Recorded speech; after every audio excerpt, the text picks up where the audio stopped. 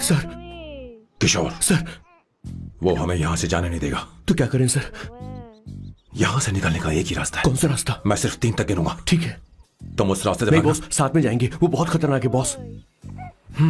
जैसे ही तुम उस रास्ते से भागोगे, मैं दूसरे रास्ते से भागूंगा। ओह, फिर ये मेरा पीछा करेगा। Distraction strategy super boss. पर आपका क्या होगा बॉस? किशोर बॉस, तुम अभी जवान हो। तुम्हारा एक सुनहरा भविष्य है। तुमने अभी तक अपनी गन तक नहीं चलाई। गन तो मेरे पास है भी नहीं। ओह, आप बिल्कुल सही कह रहे हैं बॉस। लेकिन बॉस, मैं आपके लिए अपनी जान भी दे सकता हूँ बॉस। किशोर, ये वक्त इमोशनल होने का नहीं है। सर, ठीक है। 1 2 3 4 5 6। Please wait boss. Boss ready? 1 2 3। Boss, आप वहां क्यों खड़े हैं? इस रास्ते से भागिए ना। ओह किशोर, तुम अभी तक प्लान समझ नहीं पाए। नहीं नहीं नहीं नहीं। Don't come please, don't come. बचाओ बचाओ, हेल्प प्लीज, भगवान बचाओ मुझे, हेल्प। नहीं, कहाँ फंस गया मैं?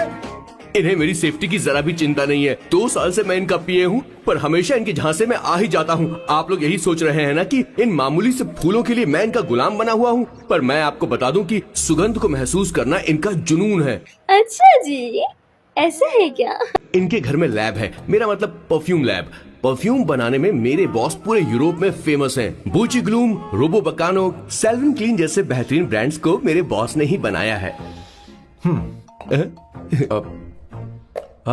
मुझे केले की जरूरत है। सॉरी बॉस, जो आखिरी बचा था वो तो मैंने खा लिया।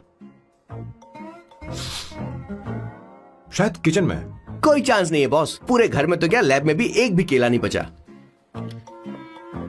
बॉस का ये टैलेंट मेरे लिए मुसीबत बन गया है। इनकी सूंघने की शक्ति भालू से भी तेज है। Very powerful nose. उस डस्टबिन से खुशबू आ रही है। इसमें सड़े हुए केले हैं बॉस। ओह, क्या हुआ बॉस? एक चीज तो भूल ही गए। क्या चीज? वो मास्क देना। ओ हाँ, अभी देता हूँ।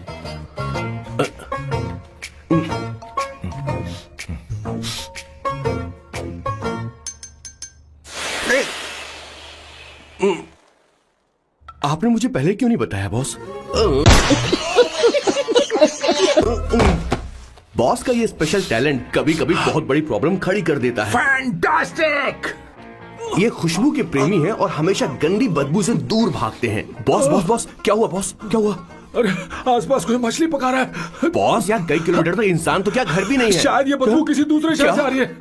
अब आप दूसरे शहर की बदबू भी सूंघने लग गए बॉस। रुकिए, मैं कुछ लेकर आता हूँ। हाँ, मास्क लेकर आता हूँ। मेरे बॉस की एक और खासियत है, इन्हें सब कुछ वेल मैनेज चाहिए। घर में फर्नीचर से लेकर तकिया तक सब कुछ सेट होना चाहिए, उनकी अपनी अपनी जगह पर।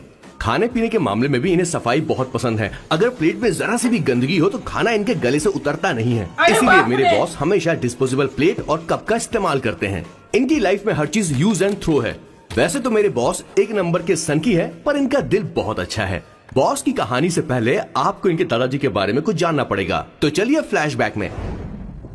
1928 में एक अंग्रेज भारत से कुछ मजदूर ब्रिटिश ले गए ताकि वो वहां पर एक बेकार सा पुल बना सकें। उन्हीं में से एक थे मेरे बॉस के दादाजी। आते समय उस शिप के कैप्टन की मौत हो गई। वैसे वो कैप्टन बहुत ही बदमाश था। सारे हिंदुस्तानियों ने अंग्रेजों को जहाज से नीचे फेंक दिया और फिर वो जहाज इंग्लैंड जाने के बजाय सीधे पहुंच गया पोर्चुगल। और उन लोगों ने उस जहाज को रिश्वत के तौर पे दे दिया वहां की लोकल गवर्नमेंट को, और उसके बदले उन हिंदुस्तानियों को उपहार के तौर पर एक जमीन दी गई जिसका नाम था कैसेंड्रा। उनके दादाजी वहां पर आराम से जिंदगी गुजारने लगे, जहां स्मार्टफोन तो नहीं थे लेकिन जिंदगी स्मार्ट थी। उन्होंने वहां बड़े पैमाने पर उत्पादन शुरू किया। अपने सारे रिश्तेदारों को उन्होंने कैसेंड्रा में बुला लिया और धीरे धीरे वहां की आबादी भी बढ़ने लगी। जहां पहले आबादी 752 थी, वो बढ़कर अब 36,000 तक पहुंच गई थी।